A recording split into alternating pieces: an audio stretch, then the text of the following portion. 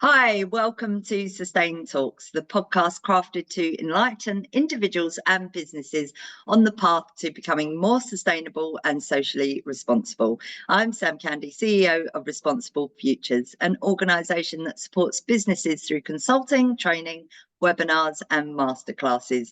Today, I'm delighted to be in conversation with Jonny White, CEO of Ticket Tailor. I came across Ticket Tailor because my previous event registration supplier had changed the rules and limited the number of tickets for free events. I felt they got greedy. So I went and searched for a new company. And as soon as I saw that Ticket Tailor was a B Corp, my decision to switch was made easy. And I couldn't wait to get them on the podcast and find out more about them and their B Corp journey. Jonny, it's so good to have you here. How are you? Yeah, great to be here. Thanks so much. Doing really well, thank you. Really excited to chat to you. Good. Well, let's start with you telling us a bit more about Ticket Tailor and how you got started. Sure. Yeah. So Ticket Tailor is an online ticketing platform. We make it easy for event organizers to sell tickets online. And we started quite a long time ago, back in 2010. My background is I was a freelance web developer, and I was trying out different ideas on the side. And yeah, kept getting asked about building ticketing systems for people because I'd done a couple, and then thought, you know what, I can build something that's really repeatable here. I can build a system that can kind of grow much bigger than just building custom systems all the time.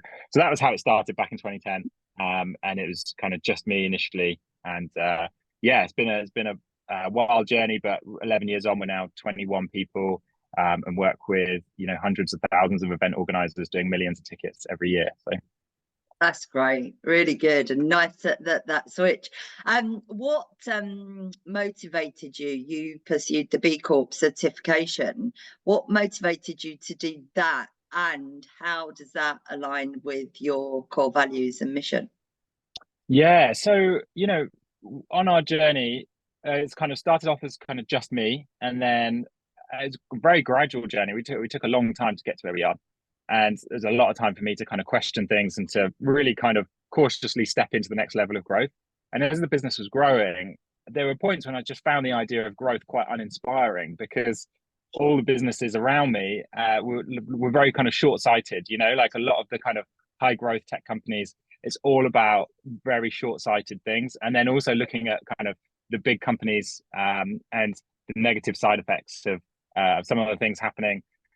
So I just felt like, do I want to become a big company? And I had this idea that it was a bad thing, and I felt there must be a better way. And so I wrote this blog post, it's quite a moany blog post, being like, it's nothing's, it's all rubbish, blah blah blah blah. There's not a good way to be a good business and to grow and whatever. And then I didn't publish the blog post. I sent it to a couple of friends to kind of get their opinion. And then, someone pointed out B Corp, and I was like, oh, maybe this is the thing. Maybe this is. So I didn't publish the blog post because it was just a big moan. It was a big rant to get off my chest. And then it kind of turned into something so much more positive, which is like, oh, cool, I can join this movement. And so, yeah, that was when realized, okay, this is kind of my tribe, and this is how I can think about balancing business with purpose in a way that is, very pragmatic and very positive in all aspects. Yeah, that's great. Can you talk us a bit through? I know a lot of businesses are thinking about going through that. Can you talk us about your journey and the processes that you went through in becoming a B Corp, and what kind of challenges there were? Yeah, sure. So, after that moment of finding out about it, it sat as an intention for quite a while. I went on and did the free assessment tool very quickly, just to kind of get a sense of what the process was like. And then it kind of sat as an intention as like, right, we're gonna do this B Corp thing, and it maybe like a year and a half, of like thinking we're gonna do this. But it's quite hard to find the time, and we kind of grew very gradually. At that time when I discovered this, we didn't have anyone in ops, we didn't have anyone thinking about growth. We were basically an engineering team at that time, maybe like 5 engineers, and that was the kind of scope of the company.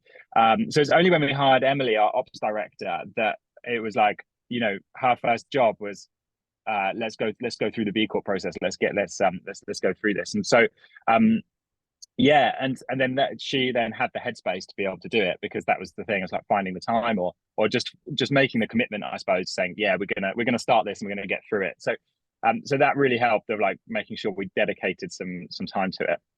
Yeah.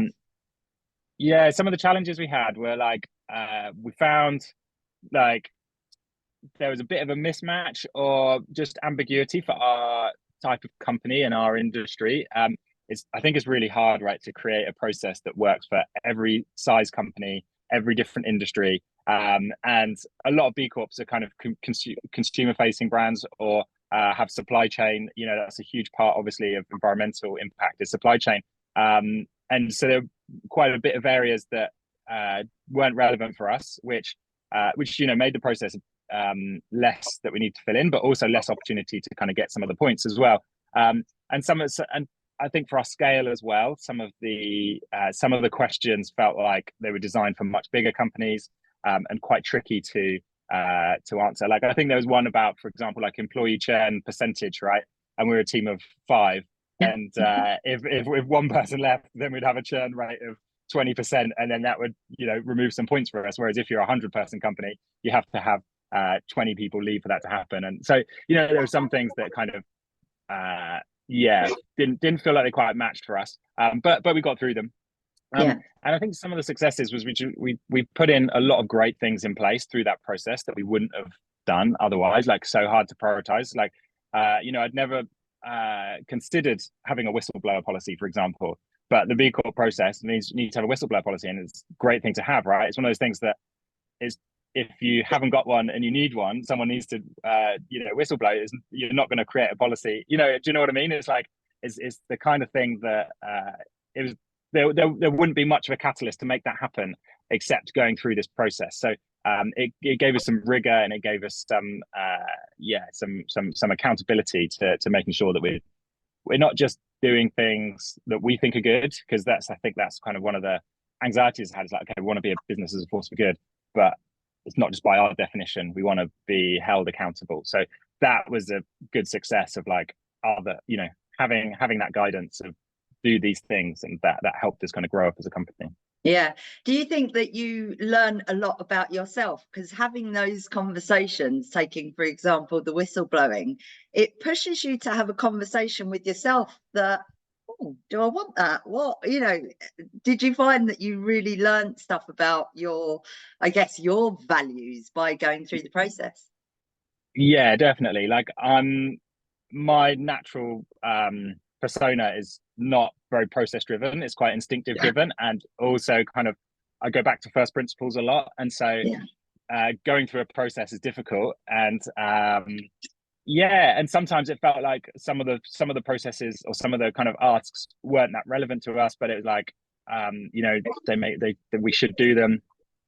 So it really did. Yeah, it really did. And also it played into Emily's strengths of detail orientated. And it's like, I guess one way I talk about this when I do my talks about our journey is we kind of went from this point of to be a good business when you're a certain size, I think it's enough to just be a nice person and just to make good decisions, and to not processize it. But then you get to a point where it's like, actually, do you know what? Like, it's not enough just to be a nice person at the top of the business. That's not gonna make sure that your business is going to be a good business, a positive business. And so putting those processes in, creating that accountability, and going down to that detail of stuff that I can find quite boring, is important, and does mean that it's not just a case of being like, oh yeah, we're a good business because I'm a nice person. It's kind of it's more than that. Yeah. So like, going through that process, did it impact your business? I guess it did. It impacted your business, your operations, your culture. Did it change it, or was it there and it just enhanced it? Yeah. I guess it's happening. So yeah, it's kind of happening side by side. So things were getting more formalized as we were going through the process of putting in our B Corp application. It's funny because I guess the process is you go through the application, you go through like filling out the assessment, putting in the stuff in place as you're going through it where you're falling short. And that can take a long time. I think it took us like 9 months or something. And so all these things are kind of happening gradually. And then you get in the queue, and then like for us, it was like a year later we became certified. And so like it wasn't like we linked it to, oh, we're a B Corp, and therefore all this stuff suddenly, we're suddenly doing all this stuff. It was very kind of gradual, piece by piece. But I think it really enhanced our culture. Like a lot of the, as I kind of said before, like me being quite instinctive and first principles, but a lot of that relates to then the detail and the rigor that B Corp brings. So, transparency is a big thing. And we were just transparent by default, right? It's just like, we're open. Why not? What have we got to hide? Let's just, if anyone wants to know anything, they can know about it. But then I guess what the B Corp thing does is saying, it's not about just being open and having a open attitude. It's about actively being transparent, so making sure that we're telling everyone what the numbers are, for example, every quarter, and not a case of just being like, oh yeah, they're there if you want to check them. But it enforces us to actively to do those things, as opposed to just being relaxed about them. Yeah, and I guess that like building that culture and having that culture set from such an early stage as a small business, as you grow, it's just going to enhance it even further, isn't it? Yeah, absolutely. And I think, we've been, one other thing about our business is, as a tech business, we're independent. We don't have investors. We're a bootstrapped company, which means that we don't have kind of an external influence on how we grow. But it also means we don't have an excuse to say we must grow for this reason. We can't say like, the investors are breathing down our necks, we must get this feature out. We've got no reasons to say that stuff.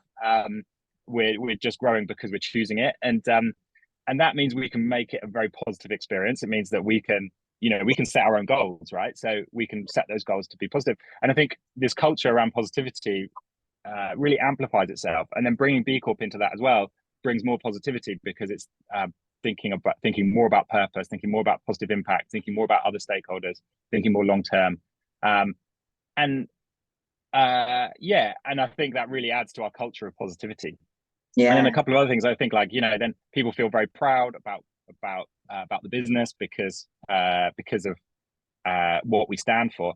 And then I think the other thing, I guess, like about culture as well, and about how it impacts that, is about doing the impact report. And I guess any company can do an impact report. You don't need to be a B Corp. So this is I think this is a great thing to do for anyone, which is just taking the time, and we put a lot of effort into ours, taking the time to write up all the good stuff you've done that year, because it's so much detail, so much small things. Put it all together in an impact report, and it's like, wow, we did all that stuff, and it's really showcasing all the amazing work the team's done in a really beautiful document. That makes the team feel incredibly proud. It makes me feel incredibly proud, and it's so worth the effort, I think. So yeah, I think that aspect of the culture of celebrating the stuff that's not money, the stuff that's positive impact, is huge for our culture. Yeah, I love reading impact reports. I think you learn so much more about a company, and I wish so many more people did it, because it's not just about the numbers. It's so much more than that. It goes into detail, and you really do start to see the values of the company. Yeah. So with your clients, your customers, and your relationship with your customers, are there specific ways that being a B Corp enhanced those relationships? It's funny that I'm asking that, because it enhanced my relationship with you.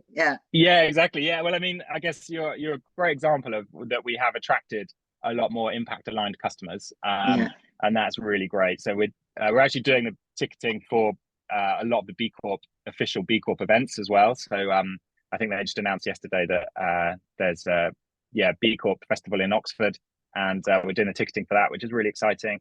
So we definitely have found a groove in that market, I suppose, and that's helped us grow. But I think it also, we're an events platform. People can see events on our platform. The more events we've got about environmental stuff, the better. So that's really cool. We've also found a lot of suppliers in the B Corp community as well. So, we use Click we just buy refurbished hardware now through Click. What a great idea. Probably wouldn't have thought of it if the company wasn't there. or would be very difficult to do effectively, to buy, high quality refurbished hardware if something like that didn't exist. So they're a B Corp. We get all our snacks through B Corps.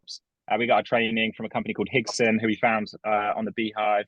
And then, when we do gifts for the team as well, we get them through B Corp. So someone got When in Rome wine bottles the other day, and they come in these cool paper bottles, and so we can just there's so many opportunities to bring B Corp to work with other B Corps, which is really cool. Yeah, it's a community. I mean, I'm not B Corp, but I've spoken to a lot of B Corp. So, but behind the scenes, there's like a really good community, isn't there, of other businesses and supporting each other. Yeah, and I think there's an online community, and then you meet people at events. So, going to the meetups and going to conferences like the Better Business Summit and things like that, you meet a lot of people from the same thing, and you immediately know that that they're on the same wavelength. Good. A part of being a B Corp, a significant aspect is obviously sustainability. Can you tell us a little bit about what steps your company made to improve its environmental footprint? Yes. So, I mean, the very first thing we did when we were kind of considering, okay, we weren't just considering this wasn't like a B Corp trigger. This was more about like, okay, we want to be a more positive business, and our carbon output was kind of one of the most obvious negative impacts of the business. And so one thing we did was we said, right, we're going to remove all our carbon since the very beginning. So I think we made that decision 4 years ago. We went all the way back to 2010. So we found a great company, Supercritical, who helped us measure our carbon from that period. And then they also educated us on how to remove carbon. Like it's not just a case of planting trees. There's a lot to it. And so I think we do biochar, which is a high quality, long-term removal technique. And so, understanding that stuff is like, oh yeah, the way you remove carbon is really important to do it in a long-term way, for example. So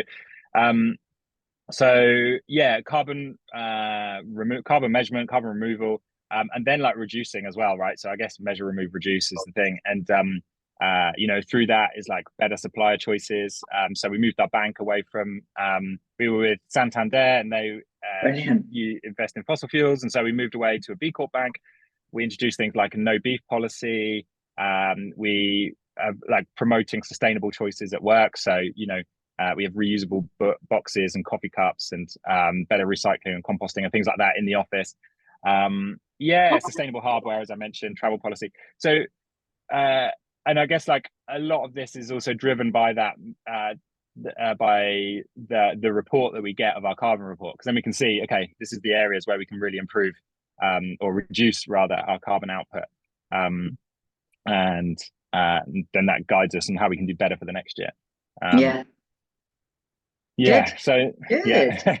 It's great examples for people, because I see in companies, they're like, that we've done this and this, what more can we do? They're always looking how can we go further. Yeah, exactly. It's such a net zero is such a challenge. It is. It's hard to know. Yeah, it's hard to know how far. It's hard to know how to get there. Sure. Absolutely. Like a dilemma that we've got is business travel. For us, we have an opportunity in the US where we go to a conference and we have a stand there. And that's one of our big carbon emissions is our travel out to the US. And that's a really hard thing to trade off, because it's important for our growth to go there, but it's also a huge carbon cost. What should we do, and how do we balance that? And so we have had quite a few debates internally about that, trying to work out better systems. So like maybe having carbon budgeting, so saying, right, okay, we've got this much carbon that we're willing to put out into the world this year. Make sure we use it wisely, make sure we're only sending the right number of people, not too many, and things like that. So it's a real challenge to kind of get those conversations really productive and really help everyone feel like they can make good decisions on their own, and just be like, okay, I know what the right decision is here. We should fly, or we shouldn't fly, or whatever it is. It's balancing act, and I think like I work a lot in the business travel industry actually, and I am always saying, for those really important meetings, as long as you've said do we absolutely have to go? What are the benefits? Is this worth it? The other thing is, as you grow, you'll potentially have people that are based in the US, so that so many people don't have to go over there. So it's about, how do you make those decisions and go to the important stuff, and even saying no to the things that actually, that's not going to benefit me, that's not going to benefit the planet. I'm going to not do that event because I'm going to stick to that one event, and that's my commitment. Yeah. Can you share any examples of some initiatives or projects that you have done that have implemented to benefit the community or society at large? Yeah, quite a few things actually. Some really exciting things here. So one of the things I love is this thing we do called Penny for the Planet. So every ticket sold through the platform, we donate a penny to climate causes. And we, as I said, we do over 1 million tickets every month, so this money really adds up. And Wow. we work with 4 climate charity partners, and we spent a long time thinking about this. Like, what we really convinced about, that's going to make a tangible difference to the climate crisis. And the obvious one is protecting and restoring nature, right? It's a no-brainer that we need to protect and restore nature to create more balance. And so, yeah, we work with Cumbria Wildlife Trust, Ocean Conservation Trust, Rainforest Foundation UK, and Heal Rewilding. And yeah, we just split the money between them basically. So at the end of each quarter, we split the money. And last year, I think we shared out £120,000 amongst those charities. And it's really good because then, just this week on Monday, Rainforest Foundation did a demo for us of their technology they're using. So they protect, they empower local communities to protect rainforests that they live near or in. And they create an app so they can report, if anyone's doing some illegal logging, for example, they create an app that means they can report it to the authorities, and they can track that and make sure it's all happening. They gave us a demo on that, and it's really cool to to understand how to feel connected to all this amazing work that charities are doing to protect and restore nature. And then, another thing with those charities as well, we went and visited Cumbria Wildlife Trust last year. We went up to the Lake District, and we did a bit of volunteering with them, but they showed us around this big bog that there was a farm. They've turned it back into a bog that it was originally, which is a huge carbon store, and it's a beautiful place. So, we can make our team trips about the impact that we're helping create. So that's one thing that's really cool. And, as we grow, that grows as well. So the more tickets we sell, the more money goes into those charities, which is great. And we're committed to a long-term commitment with those charities. We may add 1 or 2 more as we grow, but the long-term commitment, I think, is really helpful for them, because then they know this money's coming. Yeah, another thing we do as well is we've done the last couple of years, we've done this matched funding for a local homeless shelter. So they do a Christmas campaign, raising 50 grand at the end of the year, and we've done a matched funding on that the last 2 years, which is really cool. And then the team have also been volunteering at the shelter as well. So they've been going down there and helping out with meals or building furniture or whatever. So that's been a really nice little way to connect with the super local community. That's in Hackney, that's just down the road. But yeah, there's another project which we're launching on Monday, and it will be out probably by the time this podcast. It will, yeah. So I can talk about it. And it's really exciting. It's called Earth Invest, and we've got this fund basically, which we're opening up this fund that small young companies can apply for, or new businesses can apply for, where we'll basically give those companies £12,500 to spend on environmental initiatives in their company. So £10,000 of it will be for measuring carbon, removing carbon, and for their business. And then the other £2,500 is about training, right? So it's about what you do. And we're the first batch is 5 companies, and so we're launching that on Monday, and we want to find 5 awesome young companies who are I want to prioritize sustainability, but you know what? Like when you start a company, it's really hard to prioritize it because you need to focus on your customers. And so the idea of this Earth Invest is like, we want to make that easy for companies that are minded to do that, to do this straight from the off. And so so that's another thing that really excited about. Yeah. And then I think kind of just, sorry, there's a lot on this one. No, One other it's thing. it's storytelling, and it's so compelling. Please carry on. Yeah. Well, I guess speaking of storytelling, I think the other real value I think we can add as a company is telling our story. And this is something I've been doing quite a bit this last year, because, well, there's two sides to it. Like on the side of business that is already purpose minded. So I spoke at the Better Business Summit.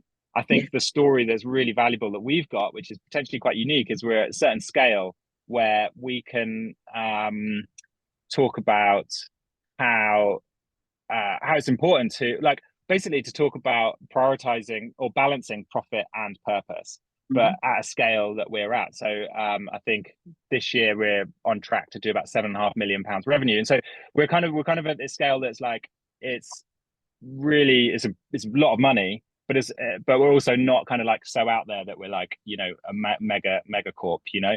So I think we're at this point which is quite aspirational, where we can tell a story and that's valuable to people who are purpose minded, and we can share the pragmatism that we need to take to balance profit and purpose to make this all work. So I think that's a really key thing. And then on the other side is where businesses are not purpose minded. The tech industry is not especially purpose driven. It's very kind of short term, VC backed, you know, rocket ship, like growth or die kind of culture. And you know, there's a lot we can do there to do some storytelling around. Do you know what? It doesn't need to be that way. You can take a long term view, and it's so much better. So that storytelling, I think, is a really key part of. Oh well, and it's a real motivation for our growth as well. Like the more we can grow, the more more compelling our story is, and we'll just face more and more challenges that we can talk about as well. Yeah, it was actually that storytelling that drew me even further to you when you shared the story about supporting the homeless charity in Hackney. I really connected to that. And I just, you know, I always talk about, like, if you look at sustainability and social responsibility as an opportunity, you can do so much good. And I think that you're just such a clear example of that, how, you know, it's not about saying, okay, well, we're only going to get to that level. The more business that you do, the more that you give back. Yeah, exactly. And I do think, like, as business leaders, we have a lot more influence than maybe we think we do, and also a lot more power as a business leader than we do. Well, I feel like as the leader of Ticket Tailor, I've got way more power than I do as Jonny White as an individual. You know, if I didn't have this amazing opportunity of running this company, the impact I could have would be a lot less than I've got by leading this company. So I think that is like, it's a wasted opportunity if people aren't telling those stories, and they're not, you know, I guess like a previous version would have been shy, or would have been like, felt like it was showing off or something like that. But now I feel like, no, this is important to get this out there. You know, talking about donations publicly, right, is like, on an individual level, that's something that is not something that people do. People don't go out and say, I donated all this money, but from a company level, actually, it's very easy to do that. And so we make a big deal about it. We show off, you know, we're showing off about how much money we're donating, because hopefully it's inspiring, and hopefully, like, the way we've linked it into the business means that other people can kind of go down that route, and then it ends up with more positive impact and more people doing, thinking about it in the same way. Yeah, I don't think it comes across as showing off. I guess, yeah. So like when I see it, and the way that, you know, even when you think about this conversation, we're not necessarily talking about your company, and you're not really selling your company and the qualities and the details of your company for people to buy into your company. We're talking about the good that you're doing, which creates that compelling story to share, and in itself, it's going to attract business. Yes, yeah, absolutely. And I think it's just about not being shy about it. I think it's like, what I've learned is like just knowing that it's good to get that stuff out there. Yeah. The other part of being a B Corp is considering the impact on all of your stakeholders, which includes employees. Can you tell us a bit about how your company, even with 21 people, how you prioritise employee well-being and how you engage with them? Yeah, for sure. So, there's a few things here. One thing that I really want to tell you about, because it's one of the, again, like one of the coolest things I think, and something that I think a lot of companies should do is we set up a profit share. And so at the end of every year, we take 15% of the profits and we share it out amongst the team. And that's quite considerable, you know, like, yeah, it's a really decent amount of money. And it means that, well, one, like we're making the team richer. And I think that's a really positive thing. Two, it means that, what was the second thing?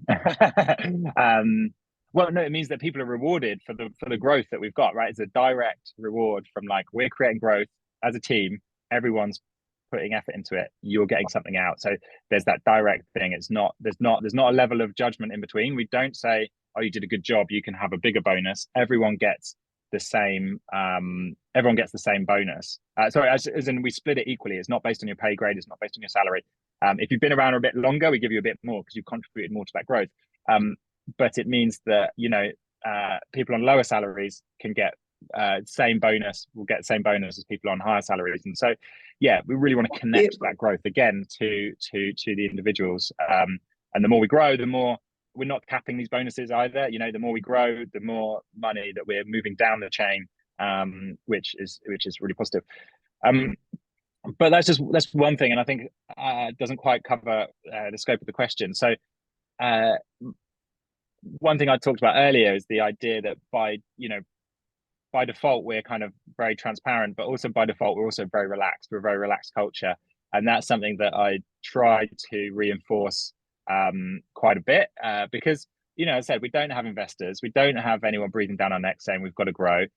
There's a lot of stuff we've got to take seriously. You know, there's a lot of stuff that that is really important, but also, you know, in terms of like our growth ambitions, at the end of the day, we're setting those ambitions. So if we're burning out because we've said we want to hit a target of X, Y, Z or whatever, then we've done it wrong. We're doing it wrong because that's not what should happen. We shouldn't be burning out. We should be in a very comfortable work-life balance, for example, and recognizing that work is just work, right? And so reinforcing that message, but taking our responsibilities also very seriously and balancing that long-term, also short-term growth goals in a really good way helps us create a very relaxed culture. So that's kind of like I guess like my instinctive way, that thing that I bring to the team. But then there's a whole load of other stuff on top that is kind of very yeah, there's a lot more stuff that we do that's kind of very detailed as well. One other thing is like our feedback culture as well. So I think feedback is one of those things where it doesn't matter really what you do. If you don't have a good feedback culture, you don't know if you're hitting the right mark. So if employees can't tell you about their well-being, then how do you know? It doesn't matter if you're doing all the good things in the world, because you might not be hitting the mark for those people. So having a really strong feedback culture is really important for us. It's important for us from a career development perspective, because people can only get better if we have a really open and strong feedback culture. But also we can only get better as a company in supporting our team if we have a really open and safe space, I suppose. So yeah, and then, you know, I guess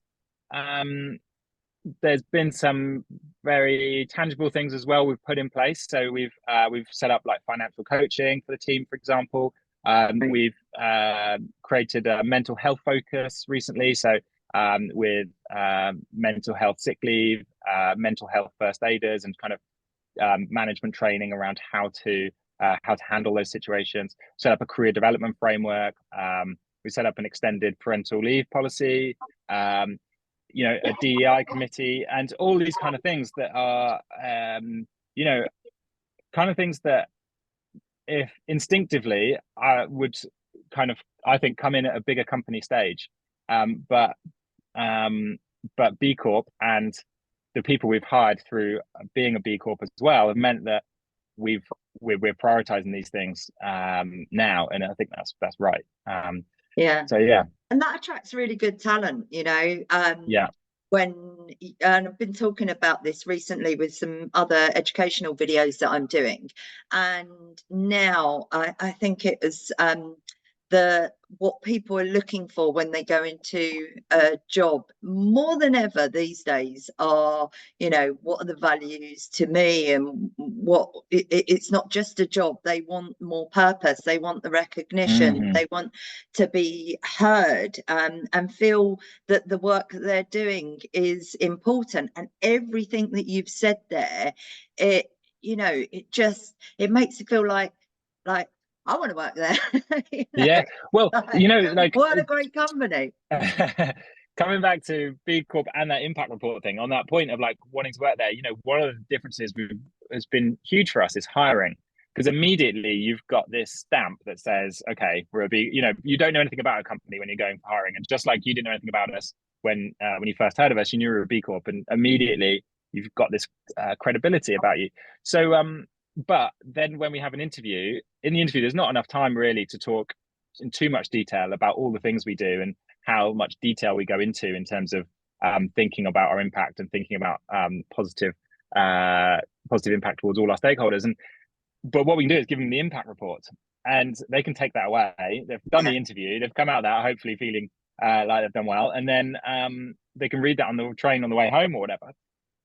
And then we get emails from people after interviews being like, I really, cards on the table, I really want to work with you guys. And it just really lowers their like guardedness, because it's like, oh wow, and I think we're showing vulnerability, I guess, in our report as well, because it's not just about good stuff, it's also about where we can do better and stuff like that. So yeah, well, now you can send them this too. Yeah. Exactly. Yeah.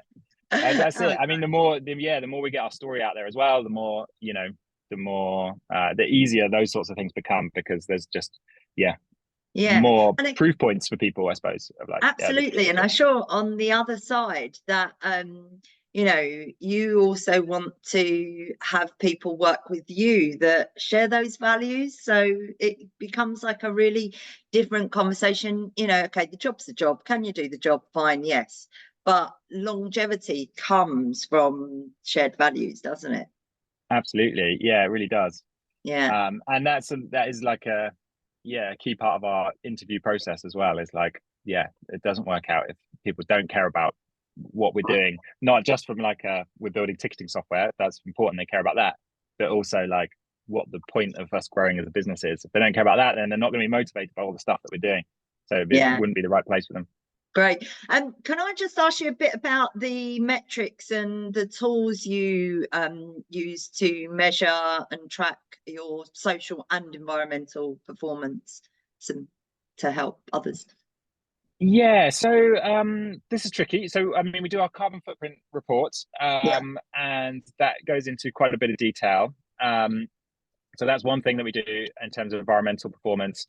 That tells us where we can do a lot better as well. And then through that we track our we have our Maria, our operations person. She tracks all our travel, all our expenses, all our food, to the point of like, okay, what food do we order in the restaurant? What category does it fit into in terms of carbon, for example. Hardware tracker, right now Maria's trying to trace down a laptop for recycling, and so those kind of tracking hardware, for example, like is an operational task that helps us with our environmental performance. We also, another measure we use is like how much money we divert to good causes, so that's kind of something like that. And then another thing is like, how much do we support good companies? So we ask people when they sign up, if they're a B Corp, if they're a social enterprise, if they're a charity, and we offer discounts to them as well. And and also like whether you don't need to necessarily be those things to be someone running a really great community event. So we also ask those kind of questions as well. And so how much business have we done helping customers that are doing good? So that's, and then all this kind of comes together in our impact report. So trying to bring this stuff together tangibly into numbers, into facts and figures in our impact report is how we then present it. Yeah, I think that's one of the things. So yeah, another thing that we think about in terms of tricky one to do is metrics. Although we could spend more time measuring this, is our impact in terms of spreading the word about the idea of business as a force for good. We know that talking on podcasts or events or doing stuff on LinkedIn or whatever, like just reinforcing great ideas, helps make the world better, because then there'll be more businesses thinking in this way. Tricky one to measure. I mean, we could measure by engagement or something like that, but I think that's something that we kind of we don't measure it, but we probably should. And it's something in our heads, it is a metric in the future of like, what's our kind of like, how well have we done in terms of that? Because it could be a year where it takes a lot of effort to go on stage, for example, because it's like a week's work or something to get something ready for that. So something we want to do is like measure the impact of that and be like, should we do more of this or should we not? It's everything that I do day in, day out. Like part of my podcast, it's not profitable. I do it. It's my passion project. It's I love sort of putting out content that's going to help people, and I find that the impact of that has been huge from the content I've shared. 600,000-700,000 views that I've had through putting the content out. I think that makes a difference. And if I get people coming back to me and saying, oh, thanks for sharing that I didn't know that, or I really felt that and I'm going to start doing this differently, which I get all the time. And I'm like, if I've got one person to have one less red meat meal a week, or to take one less flight, or to switch to a train, I think just sharing that, it does have such a massive impact, and you can see and you can feel it, but it is hard to measure. I've got a couple more questions. One of them is, what advice would you give for anyone else that's thinking about going through the B-Corp process? Are there any lessons that you've learned through your journey? I think first thing, like if you're considering it, is like signing up to the Better Business Act. If you believe in the idea of business as a force for good, then it's a very easy thing to do to get behind the Better Business Act, which is asking the government to change the law around companies to prioritize people, planet, and profit, not just profit for companies. So I think that's something that, if people are aligned on that idea, then that's something that everyone should sign up to. And I think like another lesson I'd say is just going through the impact measurement tool. If you're kind of a little bit curious, just why not just sign up and just start doing the tool to get a sense of what it means to become a B Corp. There's very little barrier. It's just a form online and really, really easy to use. I think difficult to do for very small companies. So when I was first considering it, that we had no one in ops, no one in kind of outside of engineering, and so really difficult to give that time. And I think I would have liked to have known that. I guess in my mind I was going to get around to it, and then it wasn't until we hired Emily that I was like, there's no way that I could have done all this work alongside the other stuff that I was doing. So I think that realization that it needs some dedicated time, and it's tricky in a very small team to be able to do it. I think there's a few other things like from our perspective as well. Like as I mentioned, we're a different industry. There's not a lot of software companies in B Corps, and I mean it's growing all the time, obviously. But so then it can feel like the process is a bit of a mismatch, which is fine. It is what it is, and but I think the other thing, what's cool about knowing that it's not, you're not one of the prime industries for B Corp, is that you've got a huge amount of impact you can make in your industry by shouting about B Corp. So there's a lot of consumer goods brands that are B Corp. If there's another consumer good brand that comes along as a B Corp, then they're kind of preaching to the converted already. Do you know what I mean? Like there's a lot of those companies are already doing it. Whereas if you're in an industry that is not heavily dominated or does not have a lot of B Corps, then you've got a whole impact opportunity there to talk to your industry and say, look, we've done this, you should consider it too. I think the other thing is like, don't do it for growth. You know, I think I've said we've found some new customers, but in terms of effort to growth of B Corp, I'd say that kind of it doesn't marry up. And also that's not the reason. If you're going into it because you're like, I want to grow, then it's not yeah, you're going to be frustrated because it is a lot of work. And so you have to go into it for the right reasons. But you know, there are does help. Yeah, it is nice to get that as well. Yeah. And then like I think it's kind of like what, you know, I think the other lesson I've learned is what does, you know, B Corp as a thing doesn't like define us as a purposeful company. You know, it's like we were going on a purpose journey, and B Corp is like a really good way of helping us do that better, and it really bolsters it. But I'd say like it doesn't define us, and I think that's important to know because again, otherwise you make all your positive impact about what B Corp says, but in your industry there might be some other stuff that's not covered in that process that's really impactful. Or you may come up with ideas, and you know the process of becoming a B Corp is quite old now, and they're doing a new one's coming out. But you know, I think you should be thinking about how can I be a purposeful business and seeing how B Corp can bolster that. And for us, we see it as like, you know, it's a great community. It gives us guidance on areas where we're falling short. It gives us credibility, so we can say we're a B Corp and people know that that's credible. And it also gives us external accountability. You know, we're not just saying, we're not just talking the talk. They're holding us accountable. So I think that's how we see B Corp fitting into our thing. You know, our journey we're calling growth on purpose. Our mission as a business is to channel our growth into positive impact. And being a B Corp is like plugs into that.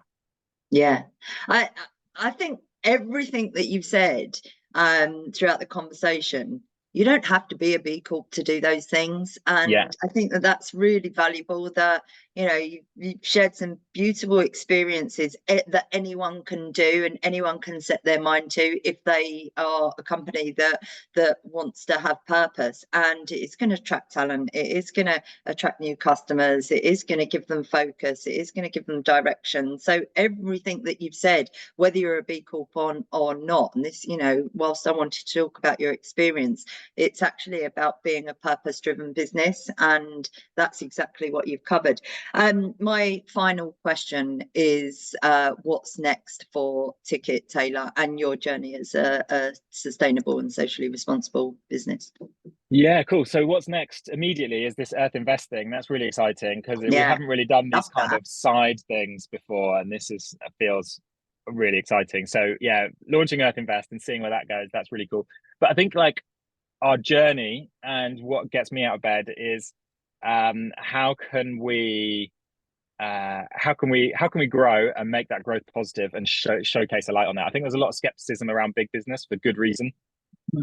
And then there's examples that come along and you're like, wow, you know, like Patagonia, for example, $1 billion business, and the decisions they're making are very, very cool. And it's like, wow, how did a company of that size, how do they do that? Because it's easy to see how small companies make the decisions because you're so close to a person, right? The decisions are so intrinsically linked to the founder or to the person running that company. But as companies grow, how do you do that? How do you have a big company and it stays good?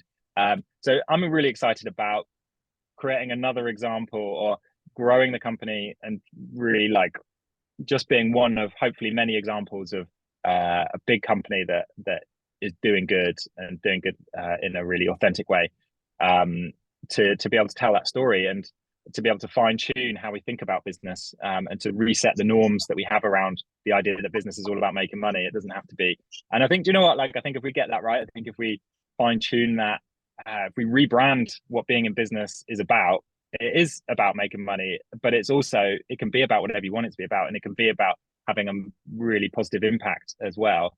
I think that would attract so many more people into becoming an entrepreneur. I think it's pretty uninspiring, the messages you hear through things like The Apprentice or you know, through business books of how it's kind of ruthlessly decision making on what makes the most money is uninspiring. And I think people count themselves out of starting a business for that, and maybe take a route down, go down a social enterprise route, or go down a charity route, or social services, or whatever else. But I think the more stories we have of making a business about whatever you want it to be about, will make more people want to get into business, and therefore will make the world better.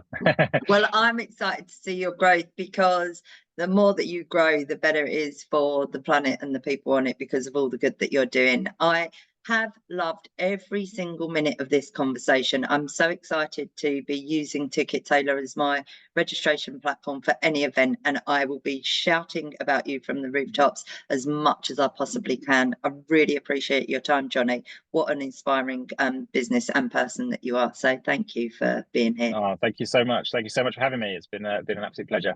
Okay, well, have a good day. Thank you. Bye.